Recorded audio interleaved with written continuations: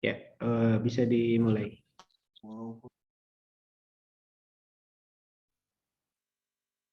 Bismillahirrahmanirrahim. Assalamualaikum warahmatullahi wabarakatuh. Alhamdulillahirabbil alamin wassalatu anbiya'i wal mursalin wa ala alihi wa sahbihi ajmain. Amma ba'du. Alhamdulillah hadirin kajian subuh virtual Arsyad Islamiyah. Pada kesempatan ini kita bisa kembali berkumpul di majelis ini dalam keadaan sehat walafiat. Kemudian salawat serta salam tidak pula lupa kita ucapkan, seraya kita selalu berusaha menjalankan segala sunnah-sunnahnya. Mudah-mudahan kita termasuk umatnya yang mendapatkan syafaatnya di yaumil akhir kelak. Amin ya rabbal alamin. Alhamdulillah terima kasih banyak kami ucapkan kepada hadirin yang selalu istiqomah untuk ikut menghadiri kegiatan kajian virtual ini setiap paginya. Dan alhamdulillah juga pada kesempatan ini sudah bergabung juga Ustadz Yajen. Kita coba sapa terlebih dahulu. Assalamualaikum Ustadz.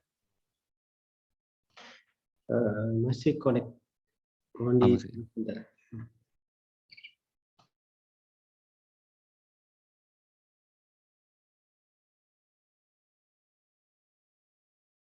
Ya, marilah kita awali kegiatan ini dengan mengucap basmalah terlebih dahulu. Bismillahirrahmanirrahim. Dan alhamdulillah hari ini kita sudah sampai kepada ke-79 yang mana terdiri dari 46 ayat. Jadi insya Allah hari ini kita akan sama-sama menyimak kajian virtual subuh ini di surat An-Nazi'at ayat surat ke-79. Kita akan alhamdulillah Ustadz Jajan sudah hadir. Assalamualaikum Ustadz. Waalaikumsalam warahmatullahi wabarakatuh. Iya, bagaimana kabarnya Ustadz? Alhamdulillah. Alhamdulillah. Sehat insyaallah. Alhamdulillah sudah bisa bergabung. Ya, baik mungkin untuk mengawali kita bersama-sama murojaah sedikit mungkin Ustadz ya dari surat An-Nazi'atnya ayat 1 sampai ayat 10. Boleh Ustaz. Ya. A'udzu billahi minasyaitonir rajim. Bismillahirrahmanirrahim. Wan nazi'ati gharqa والناشطات نشطا والسابحات سبحا فالسابقات سبقا فالمدبرات أمرا يوم ترجف الراجفة تتبعها الرادفة قلوب يومئذ واجفة أبصارها خاشعة يقولون أئنا لمردون في الحافرة صدق Allahul Azim. Ya, alhamdulillah kita sudah sama-sama murojaah surah An-Nazi'at ayat 1 sampai ayat 10. Mungkin bisa langsung saja Ustadz untuk menyampaikan materi hari ini terkait dengan surat An-Nazi'at. Kami persilahkan. Jazakallah khair Ustaz Arif. Barakallahu fiik. Jazakumullah khair ibu-ibu, bapak-bapak, akhi dan ukhti, adik-adik yang hadir hari ini. Alhamdulillah wa syukurillah yang telah mengumpulkan kita dalam majlis yang penuh berkah ini. Kita mempelajari firman Allah Subhanahu wa taala supaya kita mengetahui dan mengerti apa yang dimaksudkan oleh Allah Subhanahu wa taala di dalam ayat-ayat Al-Qur'an. Itu juga memudahkan bagi kita mentadabburi khusyuk, ikhlas di dalam salat dan ibadah kita. Karena tidak ada satu ibadah pun dari salat ya.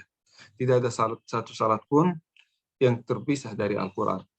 Maka marilah kita bersama-sama mempelajari Al-Qur'an supaya ibadah kita, salat kita menjadi lebih bermakna, lebih mendekatkan diri kita kepada Allah Subhanahu wa taala.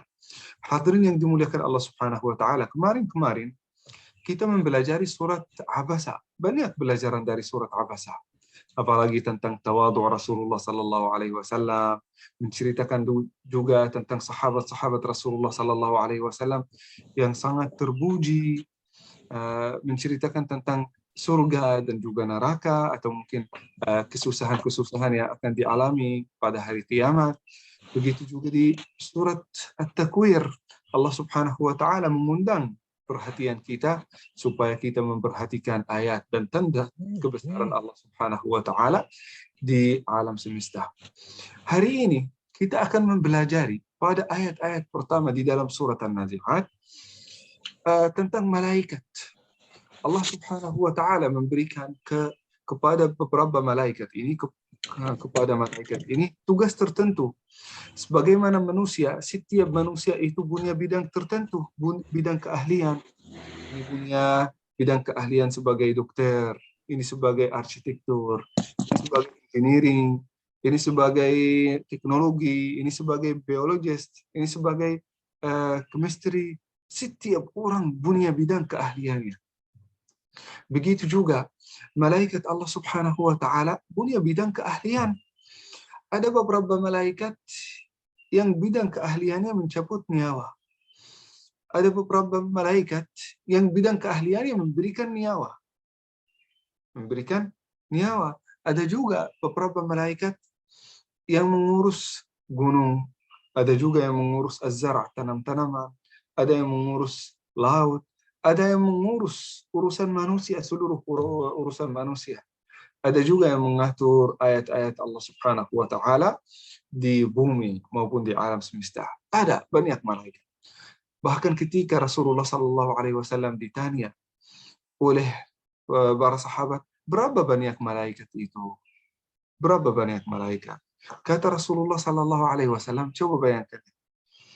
Coba bayangkan, Allah Subhanahu wa taala itu sebagaimana manusia memiliki Ka'bah. Kita punya Ka'bah kan yang ada di Mekah. Allah Subhanahu wa taala punya di langit yang namanya Al-Baitul Ma'mur. Baitul Ma'mur.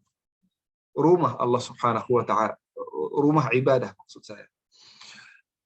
Setiap hari, coba bayangkan ya hadirin, setiap hari masuk ke dalam Al-Baitul Ma'mur itu 70.000 malaikat. Kalau mereka masuk tidak keluar lagi. Setiap hari masuk. Coba kalau per minggu berapa? Kalau per tahun berapa?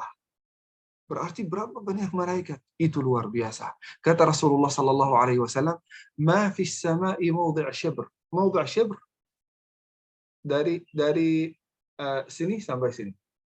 Nah, jarak yang di antara jempol dan juga yang kecil, ini jaring kecil, jarak di antara yang jempol dan yang kecil, kata Rasulullah sallallahu alaihi wasallam, "Ma fis sama' mawdi'," tidak ada jarak sekecil ini kecuali ada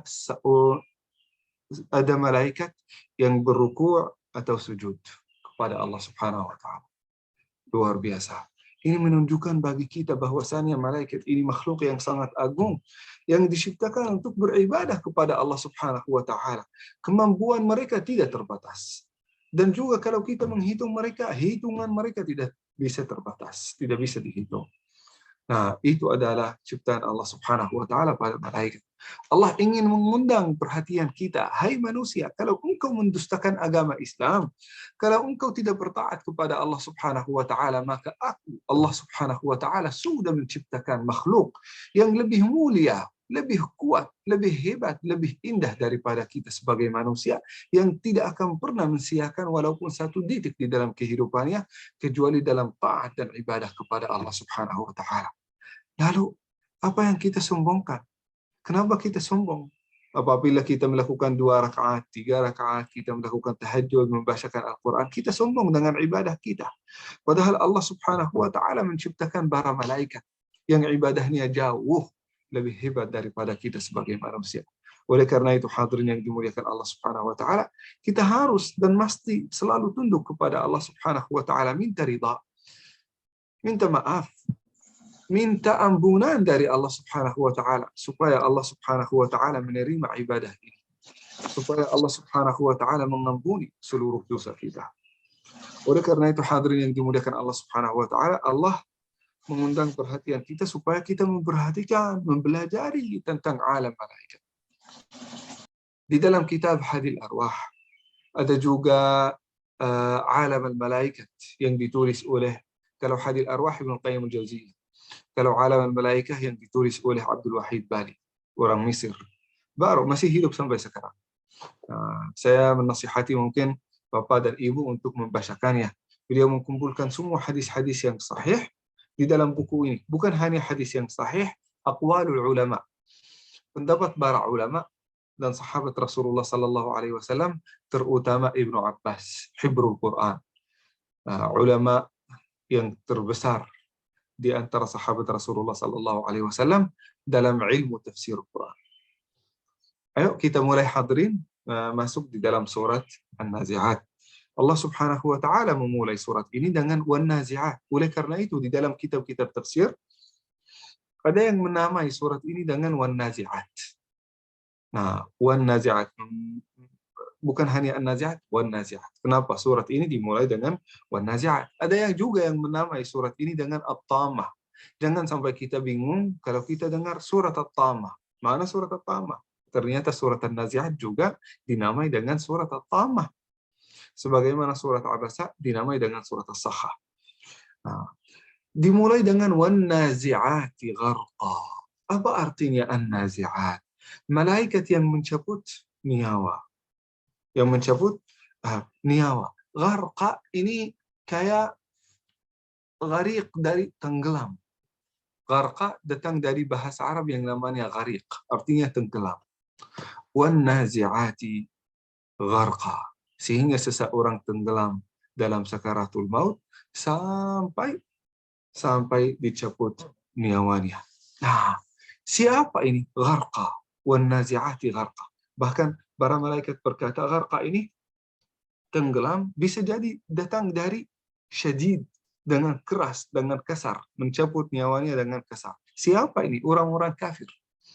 Orang-orang kafir, sebagaimana mungkin beberapa kajian yang dulu pernah juga menjelaskan bagaimana pencabutan nyawa orang kafir. Kata Rasulullah sallallahu alaihi wasallam, pencabutan nyawa orang kafir itu sebagaimana kita mengeluarkan koton. Tahu koton ya? Koton atau yang namanya bulu kambing ya. Lihat bulu kambing itu. Ya, bulu kambing apabila dicampur dengan duri-duri. Banyak duri-duri di dalamnya. Apakah kita bisa mengeluarkan koton ini dari duri-duri? Bisa, tetapi sangat susah. Kita harus dengan keras kita mengeluarkan koton ini, sehingga ada sebagian dari koton-koton ini akan tetap menempel pada duri-duri tersebut. Begitu juga nyawa orang kafir ketika dicabut, sebagaimana koton itu dan bulu-bulu dicabut dari duri-duri. Luar biasa. Makanya sakaratul maut bagi orang kafir, bagi orang munafik, bagi ahli maksiat itu sangat susah. Dialami sangat susah dan sangat sakit. Sedangkan orang muslim, orang yang beriman, kata Rasulullah sallallahu alaihi wasallam, nyawanya keluar sebagaimana air keluar dari air kendi, dari mulut kendi. Tahu kendi ya? Mulut kendi, airnya keluar dengan halus. Begitu juga orang beriman. Mudah-mudahan antum termasuk orang beriman. Apabila nyawa itu dicabut, maka akan keluar dengan halus. Ada sakaratul maut. Nah, itu dirasakan bahkan oleh Rasulullah sallallahu alaihi wasallam. Tetapi akan jauh lebih ringan pada orang beriman dibandingkan dengan orang kafir dan orang fasik. Nah, ini yang pertama, wan-nazi'ati gharqa, wan-nashitati nashtah. Sama juga pencabut nyawa, nashitat nashtah, pencabut nyawa tetapi secara halus dan cepat. Nah, ini bagi orang beriman. Sedangkan yang pertama bagi orang kafir. Seolah-olah Allah Subhanahu wa taala ingin menyampaikan kepada kita, ada bagian dari malaikat yang ikhtisasnya bidang kerjanya mencabut nyawa orang kafir. Sedangkan ada beberapa malaikat yang lembut, yang baik akan mencabutkan nyawa orang yang beriman.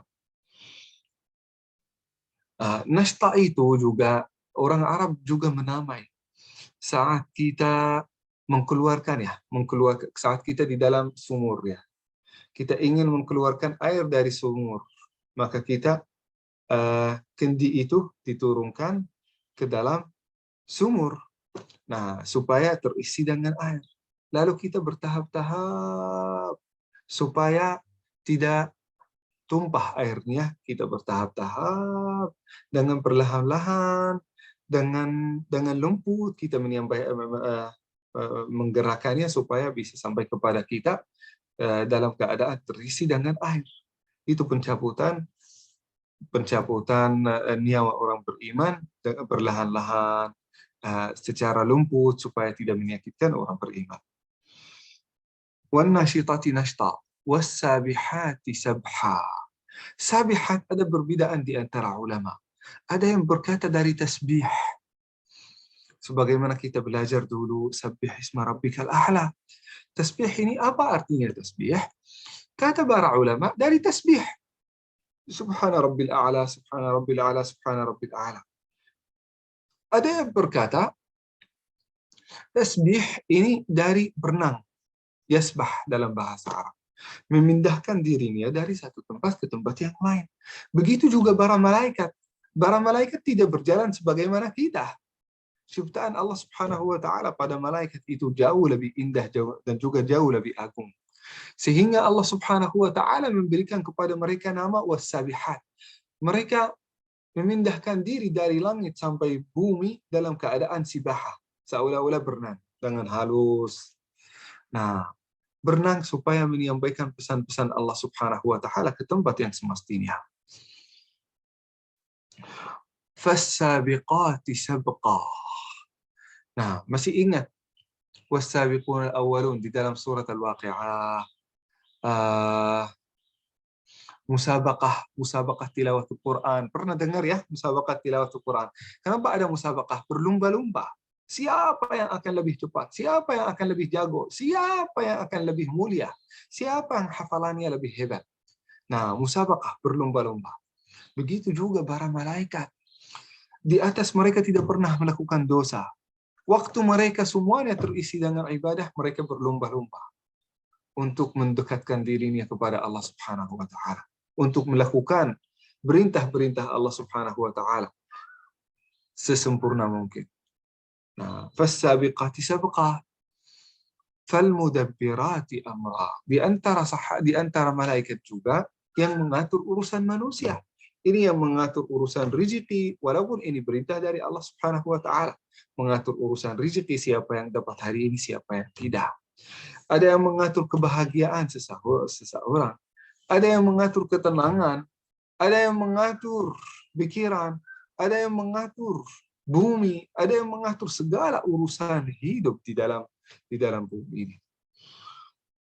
Yauma tarjufur rajifah. Nah, setelah Allah Subhanahu wa taala bersumpah pada malaikat yang sangat agung ciptaan Allah Subhanahu wa taala padanya, Allah Subhanahu wa taala mulai berbicara tentang fakta. Fakta itu apa? Yauma tarjufur rajifah. Yaum, pada hari tarjufur rajifah. Tiuban pertama. Ini di antara tanda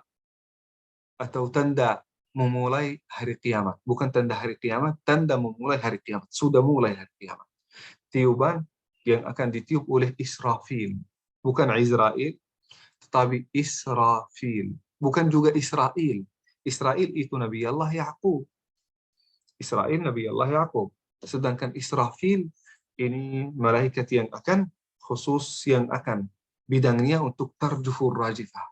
Meniup, bikin tiupan pertama. Dan itu memulai hari kiamat. Tatba'uha radifah. Nah, diikuti dengan tiuban kedua. Semua manusia akan mati pada saat itu. Kenapa? Karena dengan tiuban itu segala hal di dunia ini akan bergetar. Akan bergetar semua. Gunung, lautan, bumi, kita sebagai manusia, kita tidak bisa menahan, kita tidak bisa hidup setelah itu lagi. Setiap manusia yang hidup pada zaman itu semuanya akan mati saat tatba'uha radifah. Pada saat radifah. Qulubun yawma idzin wajifah. Pada saat itu hati kita akan bergetar sampai semuanya absaruha khasyi'ah. Absaruha khasyi'ah. Ketika kita mengetahui bahwasannya hari kiamat itu semuanya sudah mulai, hari kiamat itu sudah mulai, maka mata kita juga akan ikut tunduk dan khusyuk, takut pada Allah Subhanahu wa taala. Yaquluna a inna lamarduduna fil hafirah. Pada saat itu semuanya sudah mati. Dulu ketika mereka hidup di dunia, mereka mendustakan ayat Al-Quran. Apa yang mereka katakan? Yaquluna a inna lamarduduna fil hafirah. Dulu mereka mengejek apabila dengar ayat-ayat Al-Quran, apabila dengar hadis Rasulullah sallallahu alaihi wasallam, apabila dengar nasihat dari ustadz, wasiat dari ulama, mereka mengejek. Tidak mungkin kita akan dibangkitkan lagi. Tidak mungkin kita akan hidup lagi setelah kita mati. Setelah kita menjadi tanah, bagian dari tanah, bahkan tulang-tulang kita sudah nggak ada, jasad kita nggak ada, bagaimana kita bisa dihidupkan lagi? Nah, mereka mengejek dan mendustakan itu. Kata Allah Subhanahu wa taala, mereka berkata, "Aidah kunna 'idhaman nakhirah." Memang kalau tulang kita sudah menjadi tanah dan juga jasad kita sudah nggak ada, itu bagaimana kita dihidupkan lagi? Qalu tilka idzan karratun khasirah. Apalagi kalau kita dihidupkan lagi, buat apa? Kan kita sudah hidup sekali. Buat apa kita akan dihidupkan lagi? Fa innama hiya zajratun wahidah. Menurut mereka itu susah kalau dihidupkan lagi.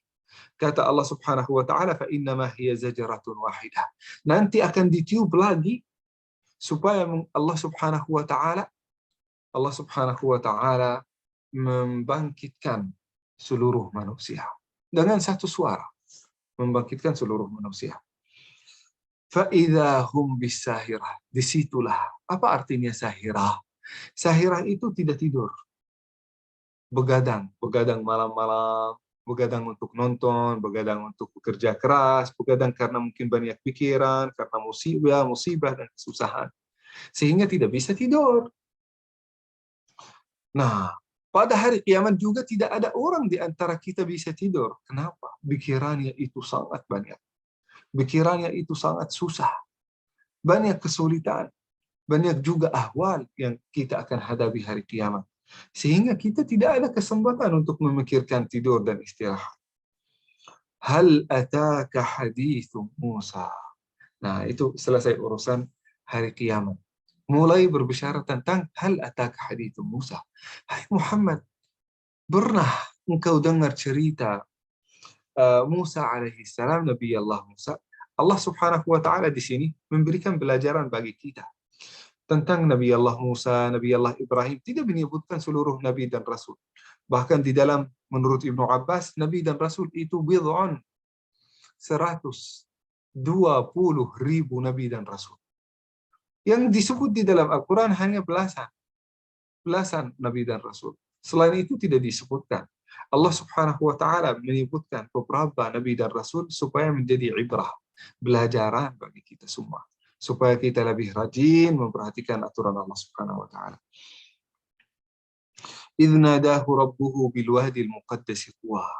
Allah Subhanahu wa taala memanggil dan berbicara dengan Musa alaihi salam di sebuah lembah namanya Tuwa. Dekat dari gunung namanya At-Tur, sampai sekarang masih ada di Mesir. Sampai sekarang masih ada di Mesir. Idhab ila fir'auna innahu ta'a. Apa yang diperintahkan Musa alaihi salam? Kata Allah Subhanahu wa taala, idhab ila fir'auna innahu ta'a. Pergilah engkau ila Fir'aun. Supaya apa? Supaya karena dia sudah melampaui batas dalam mengaku sebagai Tuhan, melakukan maksiat, menzalimi orang lain. Maka ya Musa, pergilah kepada beliau supaya menyampaikan dakwah agama Allah Subhanahu wa taala, petunjuk Allah Subhanahu wa taala kepada Firaun. Faqul hal laka ila an tazakka. Nah, katakanlah kepada Firaun, hai Musa, katakanlah kepada Firaun, maukah engkau wahai Firaun tazakka, mensucikan diri dari maksiat, dari dosa, dari kezaliman yang engkau lakukan. Wa ahdiyaka ila rabbika fatakhsha. Maka saya akan memberikan petunjuk padamu supaya engkau kembali kepada Allah Subhanahu wa taala dan takut melakukan maksiat lagi. Nah, ini juga di antara tanda-tanda orang yang beriman, hadirin, yang sudah benar-benar dapat hidayah, mereka selalu takut melakukan maksiat. Takut terjerumus dalam dosa dan maksiat lagi. Takut. Fa'arahul ayatal kubra. Nah, kata Fir'aun, bohong kamu wahai Musa. Bohong. Bohong, kamu dusta. Kecuali kalau kamu menyampaikan ayat atau tanda bahwasanya kamu nabi. Ini hak Fir'aun sebenarnya. Ketika menyampaikan ini hak. Setiap orang di antara kita, kalau mengaku sesuatu, harus membuktikan. Kalau tidak membuktikan, berarti hanya ngaku. Nah, Musa alaihissalam, ketika menyampaikan ini kepada Fir'aun, Fir'aun berkata, kamu dusta. Kecuali kalau kamu kasih ayat kepada atau tanda bahwasanya kamu jujur. Maka disitulah Musa alaihissalam menyampaikan ayat pertama, ayatul kubra. Ayat pertama itu apa? Melemparkan kayunya menjadi apa? Menjadi ular, seekor ular yang begitu besar, sangat besar.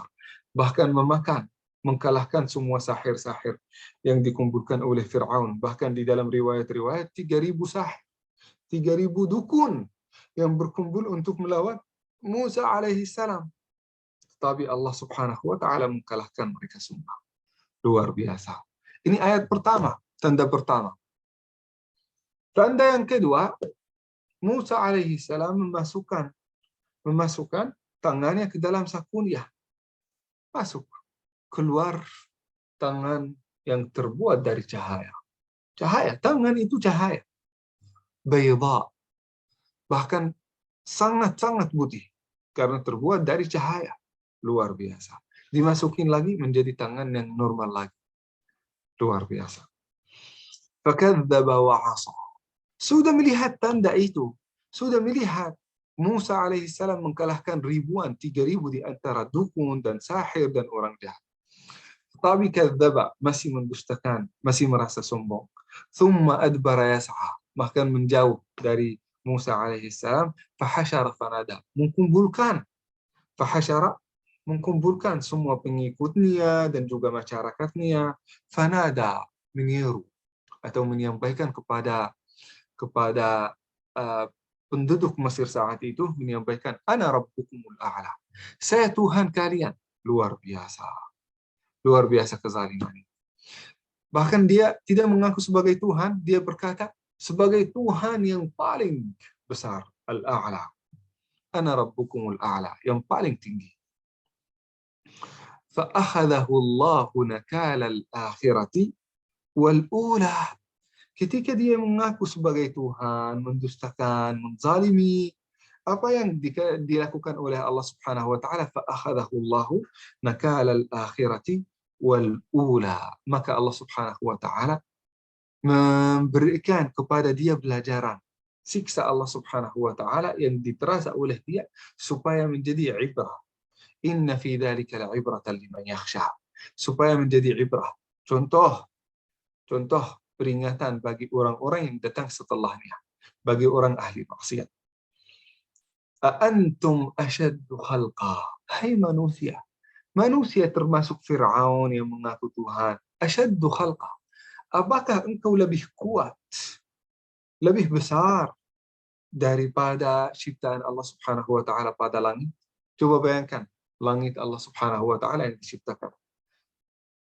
Matahari, bintang-bintang, planet-planet, bumi, itu semuanya ciptaan Allah Subhanahu wa taala yang sangat besar. Jadi kalau ciptaan kita dibandingkan dengan langit itu tidak seperti, mungkin lebih kecil daripada detik di dalam satu buku. Sangat kecil. Rafa'a samkaha fasawwaha. Allah meninggikan langit ini tanpa tiang-tiang dan juga bahkan menyempurnakan ciptaan Allah Subhanahu wa taala di dalamnya. Setiap makhluk Allah Subhanahu wa taala di dalam langit punya orbit tersendiri, bergerak dengan gerakan yang telah diukurkan oleh Allah, yang telah terukur oleh Allah Subhanahu wa taala. Wa aghtasha lailaha wa akhraja duhaha. Langit ini apabila datang malam hari, maka malamnya bisa menjadi malam yang pekat, sangat gelap. Dari kegelapan itu Allah Subhanahu wa taala melahirkan akhraja wa aghtasha lailaha wa akhraja duha. Melahirkan paginya dari malamnya. Luar biasa. Wal arda ba'da dhalika dahaha. Setelah itu, kalau engkau tidak mau bertafakkur pada langit, tafakkur pada bumi yang Allah Subhanahu wa taala mempersiapkannya supaya manusia itu bisa hidup di dalamnya secara mudah. Akhraja minha ma'aha wa mar'aha. Supaya manusia bisa hidup, maka Allah mengeluarkan dari bumi itu air menjadi sungai, air mata air supaya kita bisa meminum darinya. Wa mar'aha, bukan hanya mar'aha, tanam-tanamannya, pohon-pohon, rumput. Allah Subhanahu wa taala mengeluarkannya dari bumi. Wal jibala arsaha. Perhatikanlah gunung yang menjadi sebagai tiang yang menstabilkan bumi ini supaya tidak bergerak kemana-mana. Mata'an lakum wa li'an'amikum. Itu semuanya diciptakan bagi kalian. Diciptakan bagi kita sebagai manusia. فَإِذَا جَاءَتِ الطَّامَّةُ الْكُبْرَى. Ini insya Allah yang akan dijelaskan pada pertemuan yang akan datang. Hari kiamat, kejadian-kejadian di dalam hari kiamat. Siapa yang akan masuk neraka dan siapalah yang akan dapat surga Allah Subhanahu wa taala. Kita juga akan berbicara tentang tanda-tanda hari kiamat, dan juga ketika ada seseorang bertanya kepada Rasulullah sallallahu alaihi wasallam, "Ya Rasulullah, kapan hari kiamat?" Itu insya Allah akan diceritakan pada pertemuan yang akan datang. Mudah-mudahan apa yang telah disampaikan bermanfaat bagi kita semua. Wa jazakumullahu khairan. Silahkan Bapak Ibu kalau ada pertanyaan, komentar atau saran. Barakallahu fikum. Wassalamualaikum warahmatullahi wabarakatuh.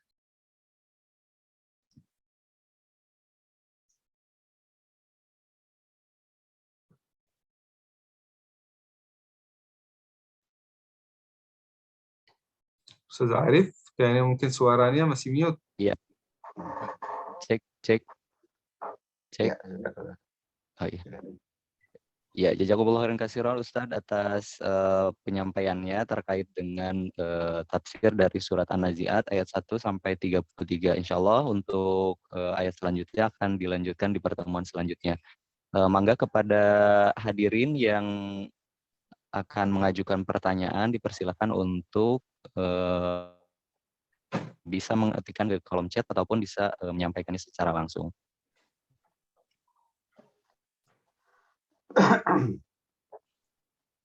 silakan. Ya, Saudari mungkin untuk sambil menunggu yang lain ya. Assalamualaikum Ustaz Jazen. Waalaikumsalam warahmatullahi wabarakatuh. Terima kasih Ustaz. Terima kasih atas penjelasannya. Begini Ustaz, ini kan surat An-Nazi'at ini lebih banyak kata Ustaz tadi membahas mengenai malaikat ya. Kalau kita lihat gitu ya, atau kita baca dalam pelajaran begitu ya, yang diajarkan tentang malaikat itu kan yang wajib diketahui itu hanya beberapa saja. Padahal kata Ustadz tadi jumlah malaikat itu sangat banyak begitu dengan tugasnya yang berbeda-beda begitu ya. Nah, ini bagaimana Ustadz menjelaskan hal ini kepada para peserta didik misalnya? Bagaimana menjelaskan bahwa jumlah malaikat itu tidak hanya seperti yang selama ini sering disebut ya, Jibril, Ismail, dan seterusnya itu gitu ya. Nah, bagaimana Ustadz? Menurut Ustadz, bagaimana kita mengajarkan kepada anak-anak bahwa mungkin jumlah malaikat itu ya lebih banyak juga gitu ya. Mungkin dari unlimited begitu. Begitupun seperti halnya jumlah iblis atau syaitan gitu. Mungkin itu Ustaz. Nah, kita kita diperintahkan oleh Allah Subhanahu wa taala untuk beriman pada malaikat sesuai dengan hakikat-hakikat yang disampaikan di dalam Al-Quran dan hadis. Nah, di atas itu kita tidak boleh memikirkan apapun setelah itu, karena itu sudah melampaui batas pengetahuan kita. Nah, yang disebut di dalam hadis ukuran malaikat, berapa banyak malaikat tidak bisa terhitung, sebagaimana Rasulullah SAW sampaikan. Nah, kita bisa mencontohkan bagi anak-anak kita, sebagaimana kita tidak bisa melihat udara, kita pun juga tidak bisa melihat malaikat. Sebagaimana kita tidak bisa menghitung biji-biji itu tanah. Kalau kita mungkin di pantai, itu tanahnya terdiri dari partikel-partikel yang sangat kecil-kecil. Itu kita tidak bisa hitung. Itu begitu juga kita tidak bisa hitung malaikat dan semuanya ciptaan Allah Subhanahu wa taala. Sebagaimana kita tidak bisa hitung berapa banyak bintang, berapa banyak planet yang ada di sini. Kita tidak bisa menghitung juga para malaikat. Nah, kalau sifat-sifat yang disebut tentang malaikat itu sifat yang ada di dalam hadis, bahwasanya jarak, mungkin tentang kebesaran ciptaan Allah Subhanahu wa taala ini di antara shouldernya dan juga telinganya masirat 500 tahun, perjalanan 500 tahun. Itu satu malaikat luar biasa. Nah, di antara mungkin sifat malaikat yang tercipta dari cahaya, sedangkan manusia itu tercipta dari tanah. Di antara sifat malaikat itu bisa merubah bentuk tubuhnya sehingga bisa menyerupai manusia sebagaimana Jibril alaihi salam, sebagaimana juga malaikat maut yang datang kepada beberapa nabi sebelum kita. Nah, itu di antara sifat-sifat. Jadi kita membatasi ilmu kita dan pengetahuan kita tentang malaikat sesuai dengan Al-Quran dan As-Sunnah. Selain itu tidak boleh kita ijtihad dari diri kita sendiri karena itu dari alamul ghaib. Bahkan di antara tanda-tanda orang beriman, di antara arkanul iman, tiang-tiang beriman, itu beriman pada malaikat, bahwasanya mereka ada. Detail-detailnya itu datang di dalam ayat dan hadis Rasulullah SAW. Nah, itu mungkin menurut Ana sendiri ya, Ammi Khalid. Insya Allah. Alhamdulillah, Ustadz, selain dari pertanyaan Ustadz Khalid juga sudah ada masuk beberapa pertanyaan melalui kolom chat. Izin saya bacakan. Pertama ini dari Bapak Dodi. Ustadz mau tanya, ada kitabnya tentang nama-nama malaikat dan seluruh tugasnya di bumi. Mohon pencerahan. Nah, ada yang namanya Alamul Malaikatil Abrar. Tinggal kita bisa. Ada juga kalau nggak salah Alam al-Malaikah. Ada Alam al-Malaikatil Abrar. Ada juga Alam al-Malaikah. Ada juga Al-Habaik fi akhbar al-Malaik. Ya, menurut saya Al-Habaik fi akhbar al-Malaik ini termasuk buku yang sangat lengkap tentang sifat malaikat, tentang tugas mereka di bumi. Tulis Al-Habaik fi akhbar al-Malaik. Saya tulis di sini ya. Tulis dalam bahasa Arab di komentar. Nanti tinggal cari, tapi saya nggak tahu apakah ada bahasa Indonesia atau tidak. Al-Habaik fi akhbar al-Malaik. Nah, ada juga Alam al-Malaikah, tapi sangat singkat, ditulis oleh Abdurrahman Bali ya. Alam al-Malaikah ini yang kedua. Al-Malaikah. Tinggal cari ya di Google ya. Mudah-mudahan ada dalam bahasa Indonesia. Ya, Masya Allah, ada referensinya juga ya Ustaz. Kita berlanjut ke pertanyaan berikutnya Ustaz. Assalamualaikum Ustaz, saya Sita dari Bale Endah. Maaf pertanyaannya di luar dari tema. Ada satu pertanyaan yang mengganjal saya selama ini. Katanya seorang janda bisa menikah lagi tanpa ada walinya. Tidak harus seperti pertama menikah. Mohon penjelasannya Ustaz. Ya, sebenarnya itu mazhab Imam Abi Hanifah. Mazhab Imam Abi Hanifah, apabila janda atau perempuan sudah nikah, lalu berpisah dengan suaminya, atau mungkin atau meninggal, maka bisa menjadi wali untuk dirinya sendiri. Bisa menjadi wali untuk dirinya sendiri. Nah, bisa juga. Tetapi mazhab al-jumhur, kesepakatan ulama, kebanyakan ulama, mereka tidak setuju dengan Imam Abi Hanifah. Mereka berkata tetap harus ada wali, entah itu anaknya, atau mungkin kakaknya, atau orang tuanya. Tapi yang paling dekat dalam posisi ini, untuk perempuan ini, bapaknya. Kalau bapaknya sudah meninggal, maka anaknya. Kalau anaknya yang nggak ada, maka kakaknya. Kakaknya yang laki-laki ya. Bicara tentang laki-laki. Nah, karena kalau tidak punya wali sama sekali, maka wali yuha yang hakim ini menjadi wali bagi akhwat ini. Ya, berarti Ustaz sesuai dengan mazhab begitu ya. Jadi mungkin tidak masyhur untuk semua mazhab, tapi ada dari mazhab Ada qaul untuk Abi Hanifah boleh nikah tanpa wali. Ini ada pertanyaan lagi Ustaz melalui direct message dari hamba Allah gitu ya. Assalamualaikum Ustadz, izin bertanya. Tadi dijelaskan bahwa ada malaikat yang mencabut nyawa dengan keras. Ada yang lembut juga. Sedangkan yang kita tahu, malaikat pencabut nyawa itu malaikat Izrail. Nah, apakah ada malaikat lain yang Allah perintahkan selain malaikat Izrail?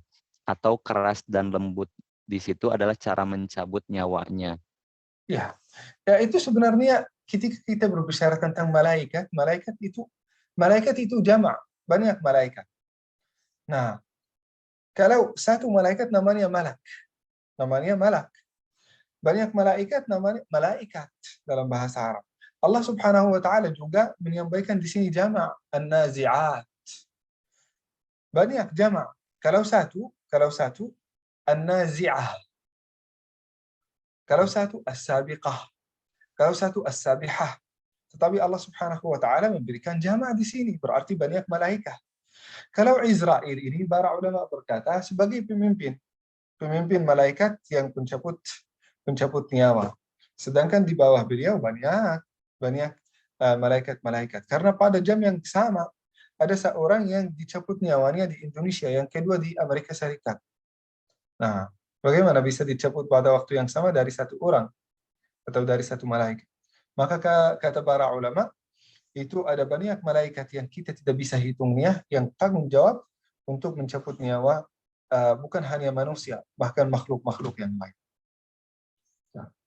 Ya, berarti tadi seperti yang disampaikan Ustadz, Izrail itu adalah pemimpinnya begitu Ustadz ya. Jadi untuk Betul. yang mencabut nyawa itu ada anggotanya mungkin ya, seperti kalau mungkin kita berikan istilah gitu. Kalau untuk lemah lembutnya mungkin itu kembali ke ini ya yang meninggalnya Ustadz ya. Maksudnya Bu, jadi sebagaimana yang disampaikan tadi ketika mungkin husnul khotimah jadi lembut, kalau misalnya ada mungkin su'ul khotimah jadi lebih kasar seperti itu. Betul. Selanjutnya itu ada pertanyaan lagi, mohon penjelasan pengertian ayat fa'idza hum bisahirah. Fa'idza hum bisahirah, sebagaimana yang dijelaskan tadi, sahirah ini sahir artinya tidak tidur, begadang atau tidak tidur. Karena mungkin banyak pikiran atau banyak masalah, tidak bisa tidur. Begitu juga manusia tidak akan bisa tidur hari kiamat. Dibangkitkan lagi memikirkan bagaimana bisa masuk surga, bagaimana dosanya diampuni oleh Allah Subhanahu wa taala. Sangat saking kepikiran dan saking stres tidak bisa tidur dan bahkan tidak memikirkan untuk istirahat. Iya. Barangkali ada pertanyaan lagi dari hadirin sekalian. Alhamdulillah semua pertanyaan baik melalui DM ataupun melalui langsung di kolom chat sudah terjawab semua. Mungkin pertanyaan dari saya Ustaz. Silakan. sedikit menambahkan. Eh, Dulu mungkinnya saya sempat berpikir kalau dalam satu surat itu satu tema begitu. Jadi dalam hal ini kan anaziat tentang kematian gitu. Jadi semuanya kematian gitu. Tapi pada sebetulnya kita setiap ayat itu memang terdiri dari beberapa subbab begitu ya. Nah itu untuk hal tersebut kira-kira ada hikmahnya juga nggak Ustaz? Atau memang satu tema dengan tema lainnya itu berkaitan dengan tafsirnya gitu kan? Seperti yang hari ini kita bahas di awal-awal ayat itu berkaitan dengan kematian begitu ya. Kemudian di ayat berikutnya tentang yang tadi ada penjelasan tentang Nabi Musa juga. Dan di berikutnya juga sudah ada berganti tema lagi seperti itu. Nah untuk hal tersebut seperti apa Ustaz? Hikmah ataupun mungkin memang ada keterkaitan satu sama lainnya. Kalau tadi saya mungkin karena sedikit belum ada beberapa hal yang ini saya kira kayak terpisah gitu, tidak Ya. ada hubungannya. Gitu. Gimana Ustaz? Ya, Quran itu perlu kita tahu. Saat kita bertanya seperti ini, perlu kita tahu ya Ustadz, bahwasanya Quran ini bukan buku disertasi, bukan buku skripsi. Sehingga kalau kita berbicara tentang mulai satu chapter berarti berbahas tentang satu tema aja. Bukan. Nah, Quran ini diturunkan kepada Muhammad SAW sesuai dengan peristiwa. Surat An-Nazi'at itu tidak turun sekaligus semuanya kepada Rasulullah SAW. Ada yang turun di Mekah, ada yang turun di Al-Madinah, ada yang turun di tanggal ini, ada yang turun di hari ini. Di hari yang berbeda-beda, peristiwa yang berbeda-beda, kondisi juga yang berbeda-beda. Nah, begitu juga surat An-Nazi'at. Yang bagian pertama itu turun pada satu kondisi atau satu peristiwa. Sedangkan hari berikutnya atau mungkin beberapa hari setelah itu, tanggal berikutnya atau kondisi yang berbeda, turun tentang hal hadits Musa. Setelah itu turun faida ja'atis tammatul kubra. Nah, jadi pada peristiwa yang berbeda-beda, Ustaz. Nah, oleh karena itu kita surat Al-Baqarah juga banyak tema-tema. Surat Al-Bayyinah banyak. Surat Al-Balad juga banyak. Beberapa. Setiap surat di dalam Al-Quran itu pasti berbicara tentang beberapa topik-topik di dalamnya, tidak berbicara tentang satu tema sampai akhir. Karena Al-Quran itu kitab yang unik, kitab sebagai menjadi petunjuk bagi kita, bukan kitab sains atau arts atau buku sebagaimana buku yang ditulis oleh manusia. Jadi sesuai diturunkan ayat-ayatnya sesuai dengan peristiwa-peristiwa yang berbeda-beda yang turun kepada Rasulullah, yang terjadi untuk Rasulullah SAW. Ya, terima kasih Ustaz atas pencerahannya. Ya, kepada hadirin pertanyaan. Assalamualaikum Ustadz, mau tanya bagaimana kita mengetahui kalau amalan kita diterima Allah Subhanahu wa taala? Diulang lagi.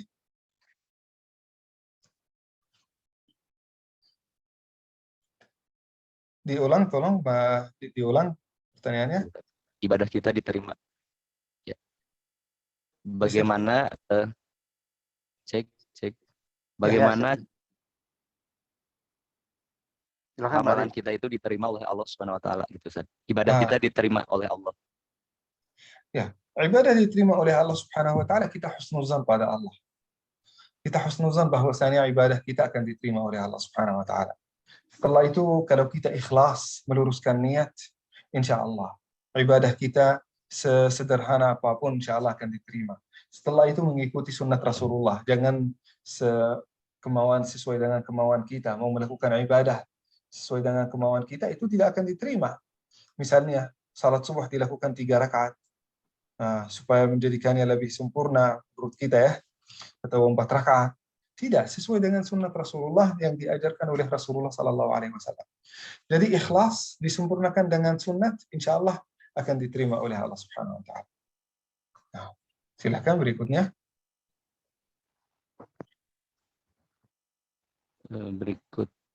Berikutnya ucapan terima kasih dari yang bertanya. Kemudian juga ada yang menambahkan mungkin ya Ustaz.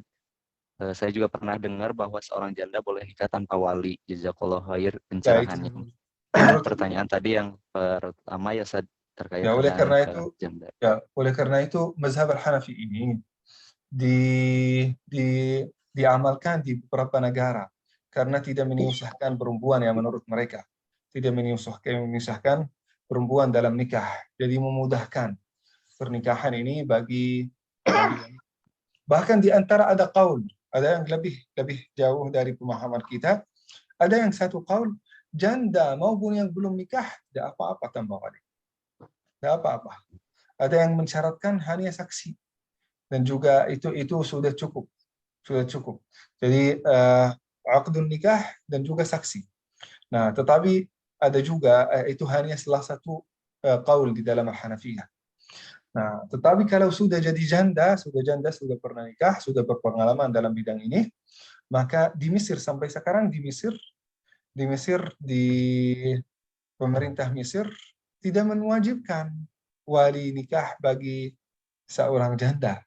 Tidak wajib. Asal ada saksi dan juga sesuai dengan syarat-syarat nikah itu semuanya disempurnakan, maka itu termasuk sah, walaupun tidak ada walinya. Ya, Masya Allah, cukup menarik juga Ustaz ya untuk pembahasan terkait dengan wali ini juga. Di sini Saya ngerasain. sebagai pertanyaan terakhir barangkali untuk kajian virtual hari ini, Mangga bisa menyampaikan pertanyaannya, Ibu atau Bapak ya? Ibu Madihah. Ibu Madihah bisa langsung menyampaikan pertanyaannya. Fadol Ibu Madihah. Nggak bisa, ya bisa sekarang. Tadi di mute. Ya. Baik, terima kasih. Yang ingin saya tanyakan terkait dengan kisah Nabi Musa ketika mengatakan ana robbukumul a'la gitu. Nah, pelajaran apa yang bisa kita ambil sebagai guru ketika menghadapi orang-orang yang menganggap dirinya super segalanya gitu. Saya memberi rezeki, kalau kamu nggak kerja di kantor saya, siapa yang mau ngasih makan kamu dan anak-anak kamu? Nah, menghadapi orang seperti ini, apa yang harus kami ya sebagai dai umpamanya gitu sampaikan? Itu saja Ustadz, terima kasih. Ya, ya Ustadz, pertanyaan terkait dengan surat An-Nazi'at berarti ayat 24 berarti ya. Qala ana rabbukumul a'la, dan dikaitkan dengan situasi pekerjaan mungkin ya tadi Ibu Madihah, jika ada mungkin atasan gitu ya menganggap rezekinya itu digaji dari saya gitu. Jadi bagaimana cara menyampaikannya dan dikaitkan mungkin dengan ayat ini gitu, dengan ayat Nazi'at gitu. Nah, kalau mungkin situasinya berbeda ya mungkin ya. Nah, situasi Fir'aun dan juga situasi yang menjadi atasan kita di dalam kerja. Tapi mungkin dua-duanya ada kesombongan, sifat yang sombong. Dan sifat sombong ini bahkan pasti menjauhkan kita dari rahmat Allah Subhanahu wa taala, menjauhkan kita dari surga. Bahkan Rasulullah sallallahu alaihi wasallam pernah menceritakan bahwasanya orang yang sombong itu tidak akan masuk surga. Jangankan masuk surga, tidak akan cium juga baunya. Bau surga tidak akan dicium oleh dia. Oleh karena itu hadirin yang dimuliakan Allah Subhanahu wa taala, kalau kita bisa menasihati orang yang sombong ini, ya nasihat itu yang terbaik. Nah, dengan cara yang lembut yang bisa diterima oleh beliau. Tetapi biasanya orang yang seperti itu susah dinasihati kecuali dengan cara-cara tertentu. Maka kita menyusun strategi supaya kita bisa menyampaikan ajaran Allah Subhanahu wa taala dan Rasulnya kepada orang ini. Nah, entah itu lewat perantara, entah itu lewat orang yang dihormati oleh orang ini, supaya bisa tunduk kepada aturan Allah Subhanahu wa taala dan menghormati manusia-manusia yang lain. Nah, kita berusaha untuk menyampaikan semampu kita tentang hadis Rasulullah sallallahu alaihi wasallam tentang orang yang sombong. Kalau dia menganggap bahwasanya rezeki itu dari dia sendiri, maka ini sudah termasuk syirik. Karena rezeki itu yang mengaturnya adalah Allah Subhanahu wa taala. Kita sebagai manusia jadi bos, manajer, owner, pemilik, itu sebagai salah satu jalan Allah Subhanahu wa taala untuk mengantarkan rezeki kepada hamba-hamba yang lain. Maka kita menasihati dengan cara yang baik, lewat orang terbaik, menyusun juga rencana yang baik supaya kita menyampaikan aturan Allah Subhanahu wa taala dan Rasulnya kepada orang ini. Masya Allah. Bagaimana Ibu Madihah? Barangkali ada pertanyaan lagi ataupun mungkin sudah cukup jelas?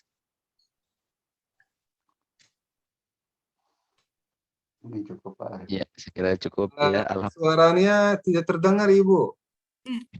Ya, masih di mute tadi, jadi saya nggak bisa unmute ya. Ya. Alhamdulillah, terima kasih Ustadz. Soalnya saya sering gitu menemukan kasus-kasus seperti itu. Jadi apakah itu seperti Firaun gitu kalau dia mengatakan bahwa saya ini bos kamu, saya ngasih pekerjaan, saya ngasih makan anak-anak kamu. Kalau kamu nggak kerja di saya, nggak akan dapat rezeki gitu. Nah ini kan susah. Saya harus saya nggak punya sihir. Apa ya? Nggak tahu ya metodenya harus seperti apa gitu, ngajarin orang-orang yang kubro mungkin ya kalau kata Ustaz barusan ya, kesombongan gitu ya, sifat kesombongan ini. Apa harus dengan doa gitu? Nggak tahu, wallahu a'lam. Tapi alhamdulillah terima kasih Ustaz pencerahannya, jazakumullah khair. Barakallahu fiki Ibu Madihah. Amin. Ibu Madihah ini diantara orang yang saya sangat hormati. Nah, barakallahu fiha, beliau membantu juga saya ketika saya masih S2, saya bisa masuk Unisba sebagai dosen di sana. Barakallahu fiki Ibu Madihah, semoga selalu sehat insyaallah. Amin amin. Jazakallahu khairan. Doakan kami selalu Ustaz. Insyaallah. Jazakumullah khair. Wa yak insyaallah. Insyaallah saling mendoakan. Terima kasih banyak Ibu Madihah atas pertanyaan. Ya. Alhamdulillah Ustaz, kita sudah berada di penghujung acara. Waktu sudah menunjukkan pukul 6.18. Kami ucapkan terima kasih kepada Ustaz Yajen yang selalu istiqomah, juga selalu hadir dalam kegiatan kajian virtual subuh ini. Kemudian juga kami ucapkan terima kasih juga kepada hadirin yang selalu istiqomah juga untuk selalu hadir dan membersamai kajian ini, sehingga kajian ini menjadi lebih bermakna dan insya Allah berkah. Kemudian kami juga menginformasikan juga dan mengingatkan kembali juga kepada hadirin semua untuk menginformasi kegiatan ini kepada kerabat, tetangga, sahabat, agar semakin banyak orang yang mendapatkan ilmu yang luar biasa untuk hari ini. Baik. Untuk menutup kegiatan hari ini, marilah kita sama-sama mengucap hamdalah, alhamdulillahirabbil alamin, istighfar, astaghfirullahaladzim, dan doa akhir majlis, subhanakallahumma wa bihamdik, asyhadu an la ilaha illa anta, astaghfiruka wa atubu ilaik. Lebih dan kurang mohon maaf, wabillahi taufiq wal hidayah, wassalamualaikum warahmatullahi wabarakatuh.